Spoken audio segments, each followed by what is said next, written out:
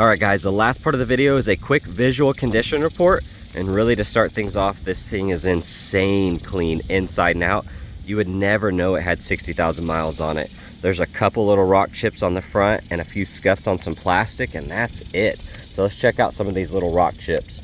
We have one right here, small one here, small one right there, there, and there. And there's really, I don't see any on the hood. It's very clean there. If you come down here to the plastic, there's a small scuff there. And considering the size of these tires, I thought I'd find a bunch of rock chips down the side here. And you can see just how clean this is. There might be one, but it is very, very clean, surprisingly. There's a couple little chips right here.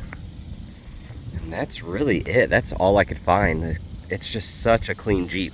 If you have any other questions, give us a shout at Exotic Motorsports of Oklahoma, and I'll put the link down in the description. Thanks guys, and have a good one.